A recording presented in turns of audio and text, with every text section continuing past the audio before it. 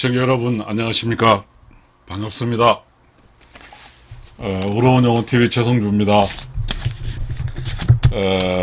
우러운 영혼TV는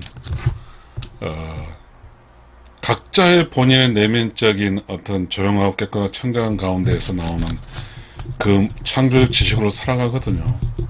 자신을 보호하고 또 자신을 수비하는 그런 그 지식이잖아요. 그것은 가장 깨달은 자의 특권이거든요. 그리고 자기 자신을 이 참무 내면에서 나오는 그 참을 행동으로 살아간다고 하면 이 세상 살아가는데 별 탈 없이 살 수 있을 거거든요. 그러면 우리는 이제 먹고 사는 일에 치중하면 돼요. 우리 정신문화라는 게 있잖아요. 이 정신문화가 조선시대는 매우 높았습니다. 유교의 성리학을 근간으로 하는 그런 사단 칠정론 이야기가 그런 것 같아요. 내면의 상황이 내면 속에서 욕심, 그리고 사악함, 이런 게 내면에서 나오니까. 그런데 이제, 잘은 모르겠지만, 그러지 않을까 싶습니다. 우리가 어떤 자신의 앞마당을 이렇게 계속해서 정정을 하고 이렇게 하면 남을 관리해주는 마당과 방치한 마당은 다르겠죠. 우리가 내면 상태가 방치를 하고 관리하지 않으면 그곳은 시궁창이 되는 거죠. 내면이 시궁창이 돼버리면 내면에서 나오는 행동과 말이 거칠어지고 또 기쁜 말보다는 그리고 행복한 말보다는 비관적이고 슬프고 고통스러운 말을 하겠죠. 우리는 사람의 말이 중요하거든요. 어떤 사람은 참 덕이 있고 따뜻하고 온화한 말을 하고요. 어떤 사람 말만 하면 나오면서 화를 내고 그런 것도 있잖아요. 저는 조선시대의 정신문화가 셀 때는 사람이 만나서 이야기할 때 이제 유교 철학을 근간으로 하는 도덕적과 그리고 태계 이황이 어떤 중심 철학인 경사상이라는 게 있거든요. 이 경이라는 말이 우리 한자로서 존경하다는 뜻이지만 이 경은 철학에서 말한 경은 행동이거든요. 이런 게 애절하고 같거든요. 그러한 어떠한 철저한 그러한 경사상을 기반으로 하는 많은 사회의 리더들이 혹은 양반들이 혹은 사대부들이 혹은 선비들이 주류적인 걸로 세상을 이끌어 갔거든요. 그렇기 때문에 그때는 나라는 실체가 그런 기준 쪽으로 살고 있었죠. 그러니까 나라는 걸 의심하지 않았어요. 그래서 나는 내면에 나온 본질적인 그런 이야기를 할 수 있었고 그 이야기를 공감할 수가 있었습니다. 그런데 우리는 지금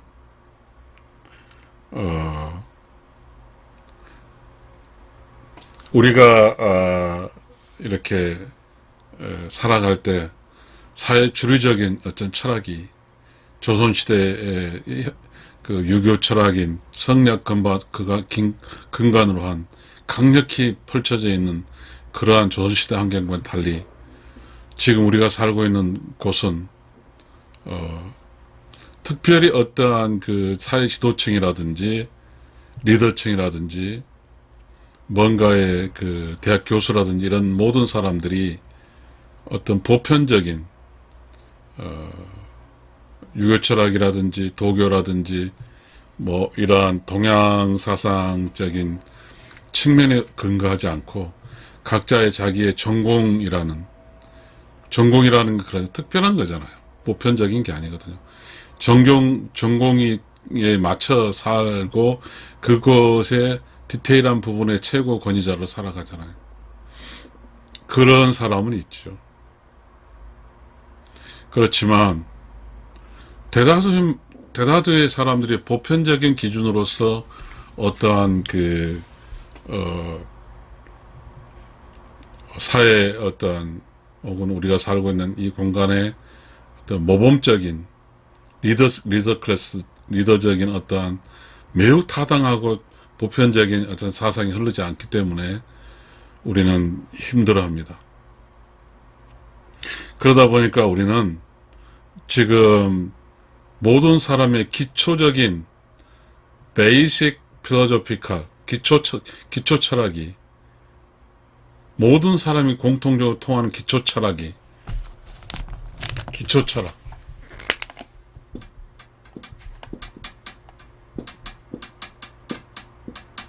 도덕이죠. 도덕이 다 다릅니다.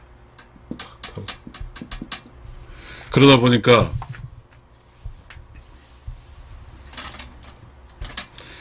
보니까 지금 현재 우리가 살아가는 이곳에 있어서 공감대가 다릅니다.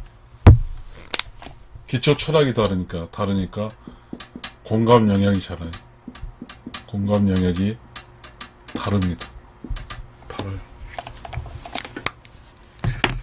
사실상 우리가 살고 있는 이곳은 그렇습니다. 막 태어난 한 살부터 110살, 20살 같이 살고 있거든요. 101살의 그 나이에 있는 사람이 한 살에 태어난 나이 때는 살 수가 없는 거죠. 그러니까 시간적 차이가 있기 때문에 이 시간적 차이와 공간적 차이가 생기는 거죠. 그래서 다른 세상에 살고 있는 거죠.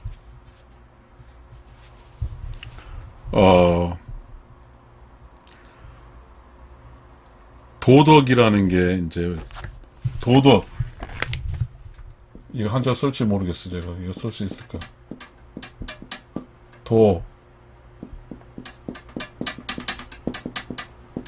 도덕이라는 게 보편적인 거. 보편적 그 지식 행동이죠. 보편적 지식 행동. 이 보편적 지식 행동은 그 종교거든. 종교도 있어요.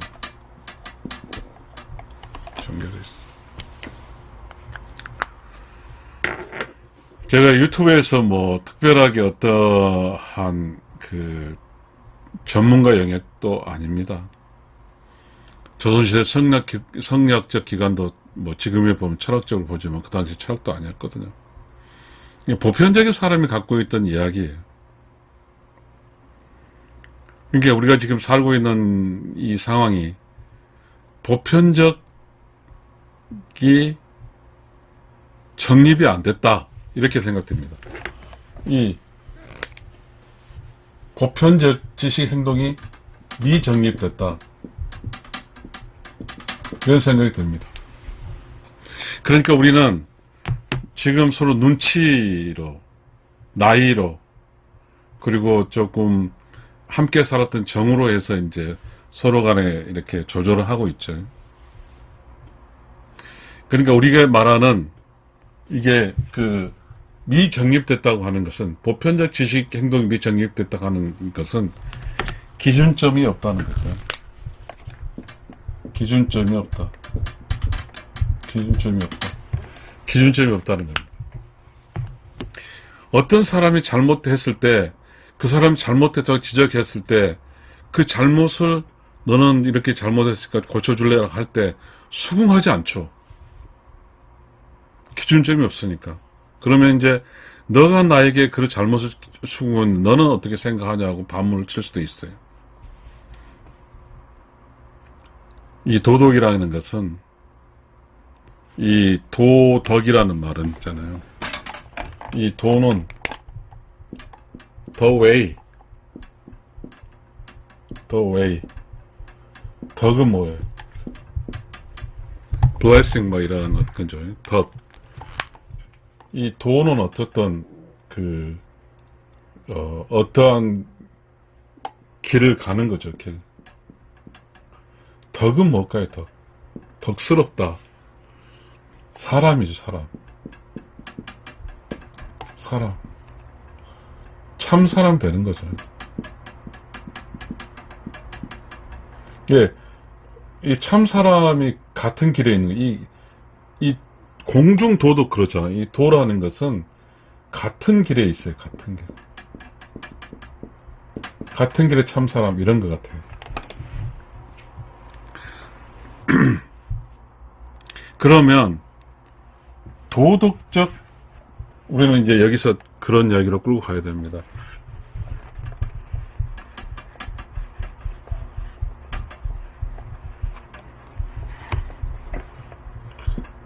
도덕적 유능,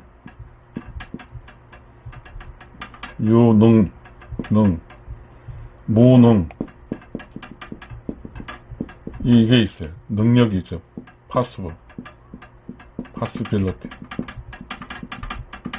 possibility. 이 도덕이 유능하는가 무능하는가에 대해서 우리는 이제 드디어 우리는 이야기를 해야 될 것 같습니다. 옛날에 이 도덕은 베이직이죠. 베이직 필로소피. 기초적인 철학이었거든요. 그래서 조선시대 때는, 조선시대 이야기하는 거 할 수 없습니다. 지금은 차이니까. 조선시대는 소학이라는 게 있어요, 소학. 이 소학으로 기초를 닦았어요. 그런데, 여러분, 이 소학은, 어디서 했나요? 각 마을마다 있던 어떤 서당에서 했어요. 그래서 서당계 3년이면 못도 읊은다는 말이 서당계 이야기를 하듯이 이 소학이라는 게. 이 소학은 소학을 한 다음에 대학으로 가는 거죠. 대학. 그러니까 이 소학이 사실 지금 우리가 생각할 때 아주 낮은 걸로 알고 있지만 기초 철학이죠. 소학이 기초 철학. 이 사람이 살아갈 때 이 기초 철학이 있어야죠.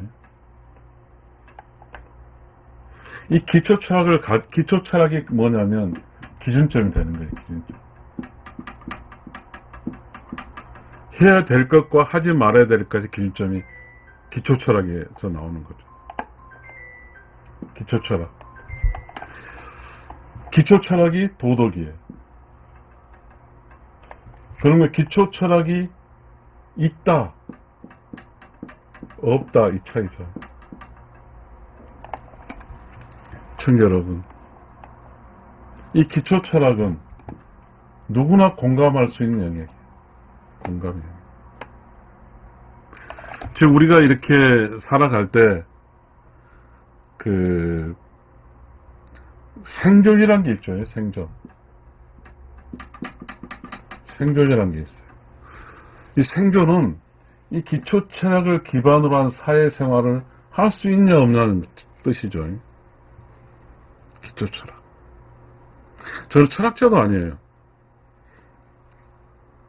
지금 우리가 살아가고 있는 이쪽에 겸양의 미라고, 겸양지덕이라고 해요. 겸양지덕.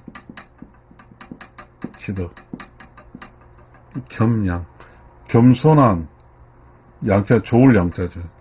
겸손하게 좋게 사는 것. 이게 기초 철학이거든요. 근데 이게 쉽지가 않아요. 지금 우리는 이러한 이야기는 고리짝 먹는 이야기죠. 우리 세상에 살아갈 때요, 돈만 있으면 산다고 생각하죠. 돈이 있는 곳은 지금 난리가 아니에요. 이쪽이 아닌 돈의 영역은 지금 모든 뉴스의 그 어떤 그 뉴스거리들이죠. 난리가 아니죠. 자, 저는 여기서 오늘 이야기하고자 하는 게 도덕적 무능에 대해서 이야기하고 있습니다.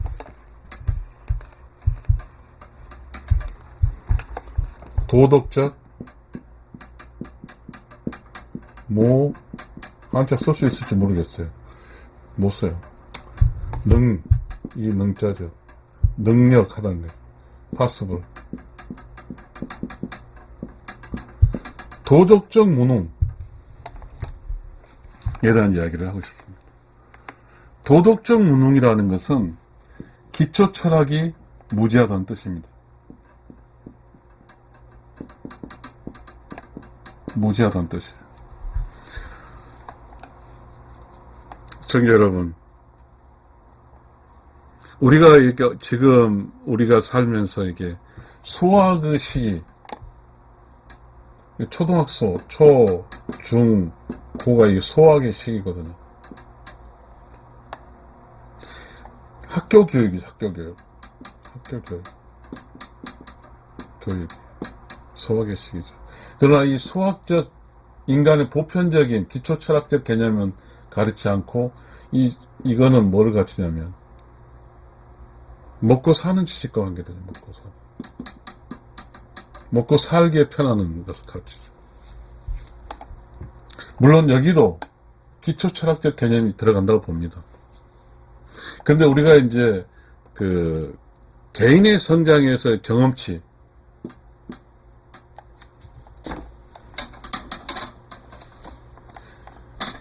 개인 성장의 경험치.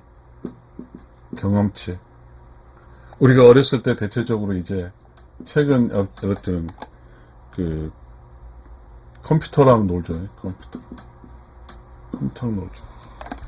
그러면서 어떠한 사람과 사람까지 속에서 이렇게 어렸을 때부터 이렇게 좀 이렇게 살지 못하죠. 더더군다나 요즘에 애들이 적어요. 1인 형제 자매가 부족해요. 그러다 보니까 그 사람과 사람의 사이에 그 반드시 이렇게 갈등이라는 게 있죠. 왜 그러냐면 사람은 다 다르죠. 내면이 다 달라요. 수준이 다 달라. 수준이 다른 사람들과 이렇게 살면서 어쩌면 가끔은 부당하게 당하기도 하고 어쩌면 아무튼 그러면서 힘들죠. 그런 과정을 우리는 생략해버렸어요. 이런 컴퓨터적으로 생략했어. 그러다 보니까 이제는 사람과 사람 사이에 그 이야기하고 소통하고 그리고 자기 정을 전달하고 그리고 타인의 정을 느끼는 그러한 어떠한 가장 기본적인 기초 철학적 요소가 빠져버렸어요. 그래서 결국은 사람이 도덕적 무능, 이 논리가 나오게 된 것 같습니다. 저 이야기예요, 이거는. 도덕적 무능은요, 이 소학은 관계학이에요, 관계학. 부모 자식 간에, 형제 지간 간에, 친구 지간 간에는 이 관계라고, 소학. 인간 관계죠. 우리는 그런 것에 대해서 중요치 않았죠. 여전히 우리는 왜 그랬냐면, 제가 63년생인데, 저희 나이일 때는, 나름대로 기초 철학이 정립됐다고 본 거죠. 왜냐하면, 정신문화가 있었고, 그 다음에 이제 조선시대, 물론 일제히 강점기를 거쳐왔지만, 그래도 유교적인, 개인의 어떠한 철학, 이웃에게 잘하고, 협동할 수 있고, 자주 자립 협동, 이런 시절에 살았으니까요. 그런데, 어느 순간에 우리 사회는 타인과, 여러 사람과의 관계에서 뭔가, 도움을 주고 혹은 희생하고 뭔가 손해보는 이런 도덕적이 무능해진 것 같아요. 그러니까 우리가 지금 도덕이라는 것은 극단적으로 자기 희생이죠. 희생, 봉사. 자기 희생. 그 1970년대 그 공순위가 있었어요. 공도리도 있었겠죠.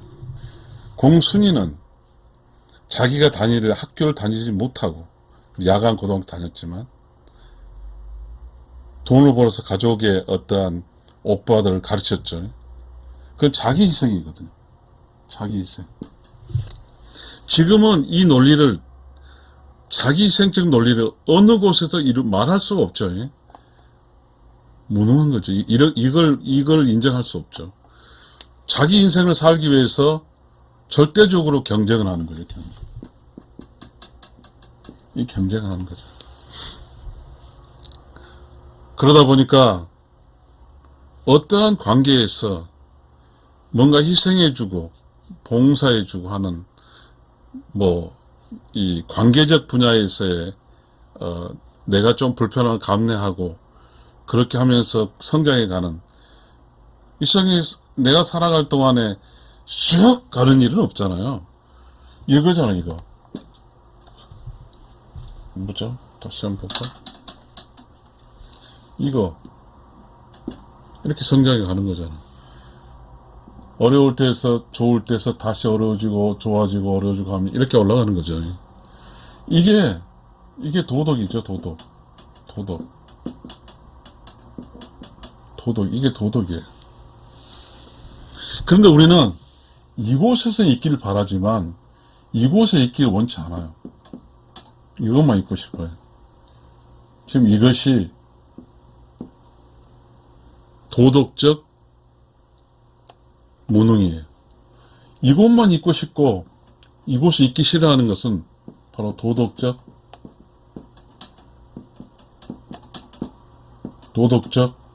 무능. 능자가 어떻게 무능? 도덕적 무능이에요. 이것도 있는 거예요. 힘들어요, 사실은. 그런데 이 도덕적 무능자들은 이곳에 있다 이런 상황에서 인생을 포기해버립니다. 자기 인생은 항상 이것만 유지된다는 논리가 어디 있습니까? 그리고 이 길을 또 올라가야죠, 이 길을. 지금요, 이런 게죠. 좀 더 자세히 이야기해보면. 이거요. 이렇게, 이런 각도지만, 이런 사이클을 그리죠. 저에서 고로 성장하잖아요. 고로 성장을 해요. 그런 성장하는 과정도 올라갔다 내려갔다 올라갔다 내려갔다 올라갔다 내려갔다 이렇게 하는 거예요. 이게 도덕이에요. 도덕. 이게 도덕이에요. 시청자 여러분, 이 세상에 나만 항상 여기 있다고, 남아있다고, 어떻게, 우주는 그럴 수 없습니다. 우주는 모두가 똑같은 기회를 줘요. 그러니까 사람에서 이 차이는 요때 차이입니다. 요때 차이가 나요. 내려갈 때 차이. 이 저층의 차이가 납니다. 이 저층을 어떻게 극복할 수 있는가? 얼마나 자기 자신을 해석해서 자기를 다시 이 올라갈 수 있는 용기를 가질 수 있냐? 이 차이예요. 이게 도덕입니다. 자기만의 철학을 가지지 못하면 여기 내려쯤 이 상황에서 다 파산합니다. 시청자 여러분, 인생길 쉬운 게 없어요. 자, 우리가 여기가 그 한라산 꼭대기라고 합시다. 여기가 한라산 초입이요. 여기 올라가기 쉬운 게 있습니까? 어려워요. 그 올라가는 거죠. 올라가면서 이 편한 것만 있나요? 그렇지 않거든요. 제가 여기서 이야기하고자 하는 도덕적 무능은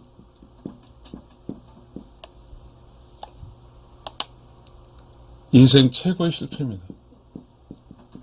인생 최고의 실패예요.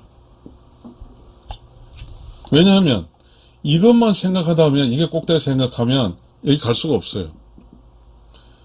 올라갔다 내려갔다 올라갔다 내려갔다 올라갔다 내려갔다 이렇게 하면서 올라가는 거예요. 고로. 여러분 지금 힘들 수 있어요. 누구 핑계댈 필요가 없어요. 국가를 핑계댈 필요도 없고요. 내가 태어난 시기를 핑계댈 필요가 없어요. 내가 이곳 생존에 있다는 것은, 예? 나의 생존은 바로 유, 무, 상, 생. 이게 생이 있잖아요. 유와 무가 서로 함께 생장하는 거예요. 그러면 이게 유라고 하면, 이게 무라고 하면, 이게 유라고 하면, 이게 무라고 하면, 유, 무, 상, 생하는 거예요. 유, 이건 유요. 유, 무, 무.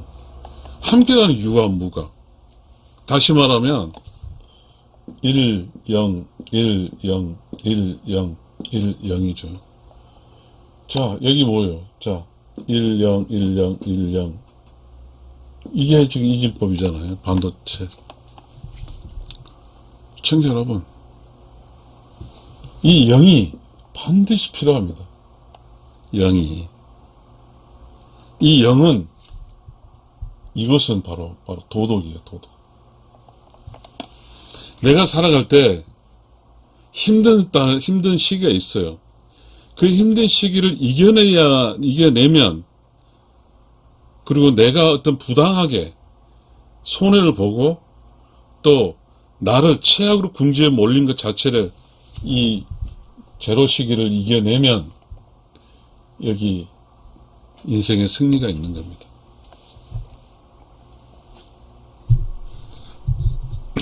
시청자 여러분, 모든 사람이 알아요. 그럼 이 상황 속에 다 힘드니까 몰라. 근데 여기 가게 되면 이제 판단을 합니다. 어떻게 판단할까요? 내가 저 사람 때문에 여기까지 왔구나. 시청자 여러분, 자, 이 무가, 우리 그럽시다. 어려움이고 유가 쉽다 합시다. 어려움과 쉼이 함께 인생에 가야 되는 거지. 이 어려움을 함께 극복하면요, 이 어려움을 함께 극복해 올라가면 이 내려가는 것도 괜찮아요. 함께 내려갔다 또 올라갔다 오면 돼. 시청자 여러분,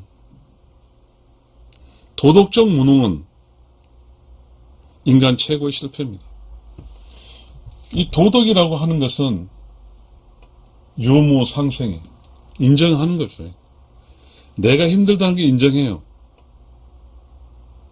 이 세상 살다 보면요, 힘든 게 한두 가지가 아니에요.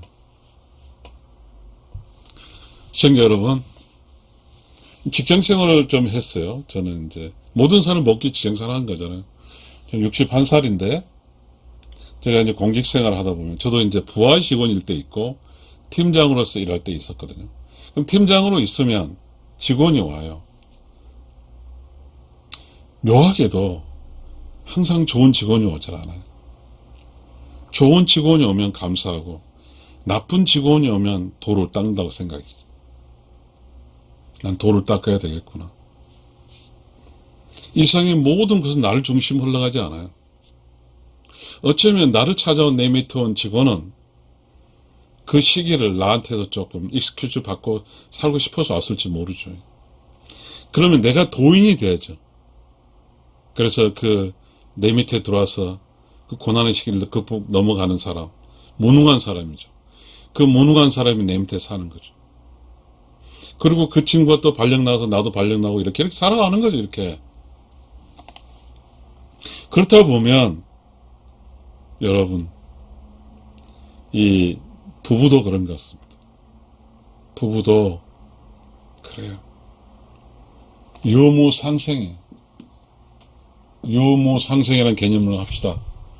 어쩌면 플러스 마이너스 상생, 즉 다시 말하면 음과 양의 상생. 또 뭐라 할까요? 능력이 있는 사람, 능력 없는 사람 양 상생. 또 뭐라 도덕적인 무능자를 데리고 살아주는 거죠. 이렇게 힘들게 하는 거죠. 여기 있다가 이렇게 힘든 요인이 생겨요. 여기까지 내려와. 이것도 내 짝이에요.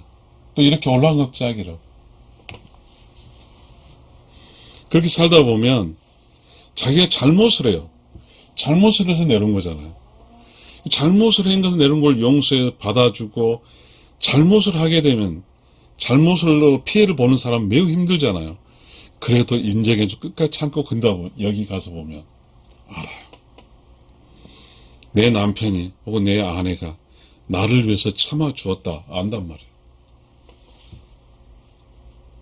그러나 도덕적 무능은 여기서 내려갈 때 다 끝나요. 여기서 이 밑에 내려갈 때 다 끝나. 힘든 것을 이겨내지를 못해. 부당한 걸 이겨내지 못해. 부당한 거예요. 부당해. 여러분, 이 세상에서 이 도덕적 무능은 참 불쌍한데요.